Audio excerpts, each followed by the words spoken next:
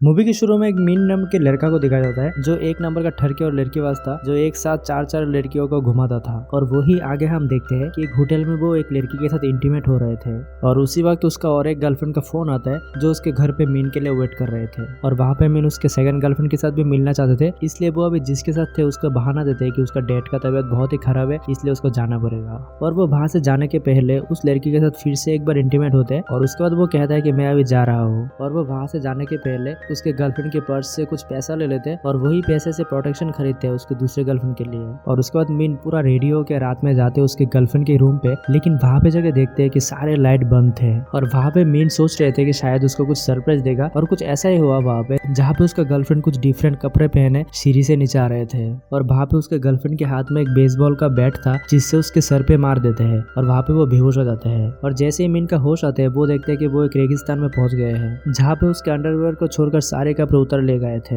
जहाँ पे उसके अंडरवेयर के पीछे वाले पॉकेट में उसके चारों गर्लफ्रेंड का एक फोटो मिलते हैं और उसके साथ एक प्रोटेक्शन भी मिलता है। और उस फोटो में दोस्तों सारे के सारे गर्लफ्रेंड मिडिल फिंगर दिखा रहे थे, जहाँ पे हमें पता लगता है कि उसके चारों के चारों गर्लफ्रेंड एक साथ मिल गए थे और मीन को सबक सिखाने के लिए उसके साथ ऐसा कर रहे थे। और वो सोचकर मीन शुरू में बहुत ही गुस्सा हो जाता है और इसके बाद रेगिस्तान में बाहर जाने का रास्ता ढूंढने के लिए वो इधर उधर घूमता रहता है। और वो वहाँ पे काफी कोशिश कर रहे थे लेकिन बाहर जाने का रास्ता नहीं मिल रहा था और वो ऐसे घूमते घूमते उसको हेलुसिनेशन होने लगते हैं, जिसकी वजह से वो रेत को ही पानी समझ के पीने लगते हैं। और उसी वक्त कुछ लड़कियां उसके सामने आके खड़ा हो जाते हैं और वो लोग ऐसे ड्रेस पहने हुए थे जैसे कि वो आदिवासी है। और वहाँ पे उस लड़कियों के जो मेन लीडर थे उसके नाम थे तालिया, और वो मीन को ऐसे घूम रहे थे जिसकी वजह से मीन समझ रहे थे कि उसके साथ इंटीमेट होना चाहते थे, क्योंकि मीन का तो माइंडसेट हमेशा ऐसा ही रहा है। और वो वहाँ पे बहुत ही एटीट्यूड दिखा के तालिया के सामने जाते हैं और उसके मुंह पे जो नकाब है वो उतार देते हैं। और वो देखकर साइड में एक लड़की उसके सर पे भाला मार देते हैं जिसकी वजह से वो वहाँ पे बेहोश हो जाते हैं। और उसके बाद मीन को बांध कर उसके कबीले में लेके जाते हैं। और उस टाइम तक मीन को कुछ भी समझ में नहीं आ रहा था कि उसके साथ क्या हो रहा है। और वहाँ पे जिस कबीले में मीन को लेके गए थे वहाँ पे सिर्फ औरतें रहते थे, क्योंकि वहाँ पे जितना भी लड़का था उन लोगों को गुलामों की तरह ट्रीट करवाया जा रहा था। और दोस्तों उस कबीला का नाम था फॉक्स कबीला। और तो दोस्तों वहाँ पे जितने भी मर्द थे उन लोगों को रोज रोज ऐसे ट्रीट किया जाता है कि वो अगर लड़कियों को संतुष्टि नहीं कर सकते तो उन लोगों को मार देते हैं। और वहाँ पे ऐसे तैसे करके कुछ दिन बीत जाते हैं। इसके बाद चेन नाम का एक लड़का आता है वहाँ पे मीन से मिलने के लिए, और वो वहाँ पे कहता है कि कुछ सालों पहले वो टीम के साथ वहाँ पे आए थे रिसर्च करने के लिए, लेकिन वहाँ पे उसके सारे साथी को मार दिए थे। और तो वहाँ पे चेन को भी मारने वाले थे, लेकिन उसी वक्त चेन को एक प्रीस्ट आके वहाँ पे बचा लेता है। इसके बाद चेन वहाँ से जाने से पहले बोल रहे थे कि आज रात इधर पे एक फेस्टिवल होने वाला है जिस फेस्टिवल में मर्दों को बलि दिया जाता है। और उस रात ऐसा ही होता है जहाँ पे मीन को भी आए थे लेके जाने के लिए। और जब मीन को लेने आए थे तब वो अजीबोगरीब फेस बना रहे थे ताकि वो लोग उसको मना करे लेने में, लेकिन फिर भी लड़कियां उसको घसीट के वहाँ पे लेके जाते हैं बलि देने के लिए। और वहाँ पे मीन के साथ और भी बहुत सारे लड़का लोग थे जिन लोगों को वहाँ पे खड़े कर दिए थे और एक लड़की आके उन लोगों का जो प्राइवेट पार्ट है वो काट रहे थे। और वहाँ पे मीन ये सब देखकर बहुत ही डर जाता है और जैसे ही वो लड़की एक एक करके प्राइवेट पार्ट काट रहे थे और ऐसे करके जब मीन के पास आते हैं तब वहाँ पे जो मेन लीडर है तालिया वो उसको देखकर वहाँ पे रोक लेते हैं। और मीन का वो देखकर रानी सोच रहे थे कि वही है शायद मेरा जो प्यास है वो बुझा सकते हैं, जो बाकी कोई भी आदमी बुझा नहीं सकता था। और इसकी वजह से वहाँ पे मीन का जो जान है वो बच जाते हैं। और उसके बाद रात के टाइम पे वो रानी के घर पे जाते हैं उसकी प्यास बुझाने के लिए, और रानी उसे देखते ही कहते हैं कि जल्दी से मेरे पास आओ।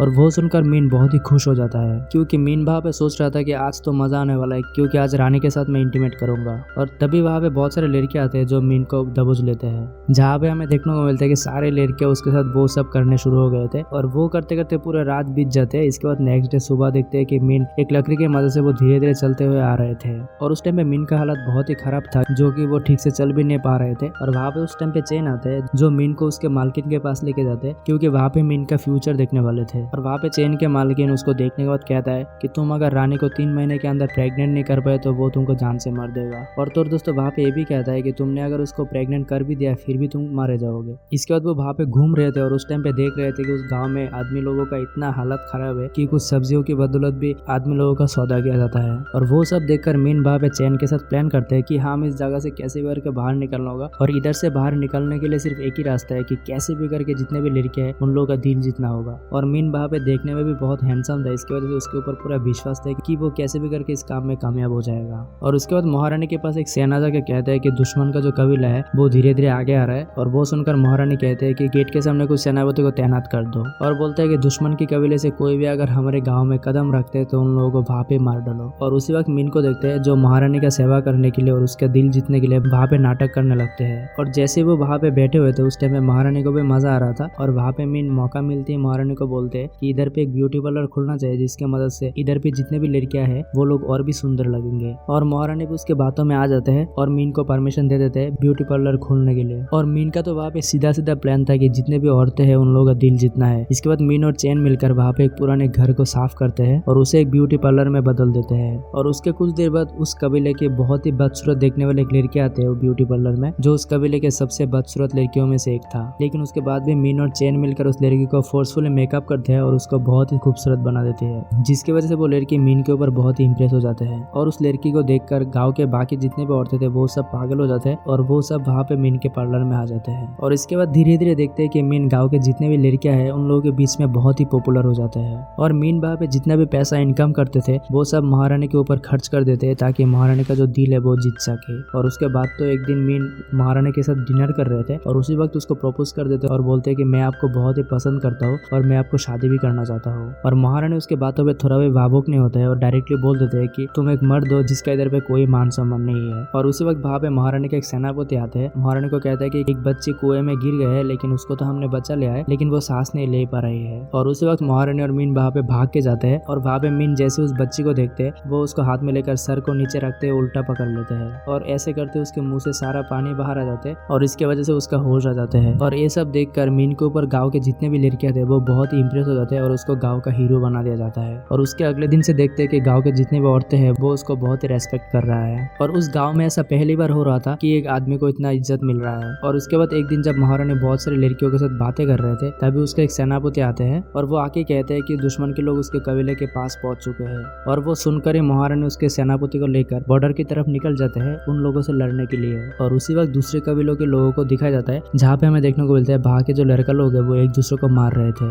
और उस टाइम पे मीन और चैन प्लान कर रहे थे कि जब कल वो दोनों कबीले एक साथ लड़ रहे होंगे तब हम दोनों इधर से निकल जाएंगे। और वो दोनों जब ऐसे प्लान कर रहे थे तभी वहाँ पे और एक आदमी मौजूद थे जो सारी बातें सुन लेते हैं। और उसके बाद अगले दिन महारानी अपनी सेना के साथ बॉर्डर के पास जा रहे थे दुश्मन से लड़ने के लिए, तभी दुश्मन सेना चुपके से उन लोगों के ऊपर हमला कर देते हैं जिसकी वजह से महारानी के बहुत सारे लड़कियां मारे जाते हैं। और वहां से ऐसे भागदौड़ शुरू हो जाते हैं जहाँ पे बचने के लिए वो अपने कबीले में चले आते हैं। और उधर भागदौड़ के दौरान मीन के साथ महारानी गुफे में छुप जाते हैं। और जैसे ही वो दोनों वहाँ पे बातें कर रहे थे तब बहुत सारे रोशनी जलाने वाले कीट आ जाते हैं और वो देखकर रानी बहुत ही खुश हो जाते हैं। और उसके बाद महारानी और मीन किस करना शुरू कर देते हैं जिसके बाद वो दोनों वहाँ पे इंटीमेट हो जाते हैं। और उसके अगली सुबह जब मीन के साथ वो महारानी गाँव में लौटते हैं तब महारानी आके देखते हैं कि गाँव के सारे लोग कुछ बीमार की वजह से मर रहे थे क्योंकि वहाँ पे कुएं का पानी सभी लोगों ने पी लिए थे जिसको दुश्मन के लोगों ने जहरीला बना दिए थे। और उसी वक्त वहाँ पे चैन आते हैं और मीन से कहता है कि तुम कल इधर से भागे क्यों नहीं। और वो सुनकर महारानी को लगने लगे थे कि वो उसके साथ धोखा कर रहे थे जिसकी वजह से वहाँ पे दोनों को बंदी बना लेते हैं। लेकिन तभी महारानी मीन को मारने की वजह उसको हवेली से बाहर कर देते हैं। और मीन जैसे ही वहाँ से जा रहे होते हैं तभी उसको एहसास होता है कि कबीले वालों को मीन का बहुत ही जरूरत है। और तभी चैन कहता है कि मैं तो कभी भी उस कबीले में वापस नहीं जाऊंगा। लेकिन मीन वहाँ पे फैसला कर लेते, इसके वजह से उन दोनों के बीच में बहुत ही झगड़ा हो जाता है। लेकिन मीन वहाँ पे नहीं मानता है और वो फिर से कबीले में जाने के लिए रेडी हो जाते हैं। और उसी वक्त उस कबीले में दुश्मन लोगों ने हमला कर देते हैं जो एक एक करके औरतों को पकड़ रहे और उन लोगों को बंदी बना रहे थे। और फॉक्स कबीले में जितने भी औरतें थे वो सब अपना जान डालते थे लड़ने के लिए, लेकिन फिर भी दुश्मन लोगों से जीत नहीं पा रहे थे। और वहाँ पे रानी के साथ बाकी जितने भी औरतें थे वो सब जस्ट हार मानने वाले थे। और उसी वक्त वहाँ पे मीन के एंट्री होता है एक सफेद घोड़े के साथ। और मीन वहाँ पे आते दुश्मन का जो मेन लीडर थे उसको फाइट के लिए चैलेंज करते हैं और वो भी उस चैलेंज को एक्सेप्ट कर लेता है और उन दोनों के बीच में लड़ाई शुरू हो जाता है। और फाइट के शुरू में तो दोस्तों मीन बहुत ही मार खा रहा था, लेकिन कुछ देर बाद मीन बहुत ही हिम्मत दिखाता है और ऐसे तैसे करके फाइट बैक करते हैं और उस लीडर को मार डालते हैं। और उसके बाद सीन शिफ्ट हो जाता है और कुछ दिन बाद देखते हैं कि उस कबीले में सब कुछ ठीक हो चुके थे। और तो दोस्तों वहाँ पे ये भी मालूम चलता है कि महारानी प्रेग्नेंट है और महारानी के पेट में जो बच्चा है वो मीन का है। और आप लोगों को दोस्तों याद होगा पुजारी ने बोले थे कि अगर वो प्रेग्नेंट भी कर दिया फिर भी वो मारा जाएगा। और दोस्तों मीन को बलि देने के लिए स्टेज पे उठाया जाता है और उसी के साथ ये मूवी वहाँ पे खत्म हो जाता है।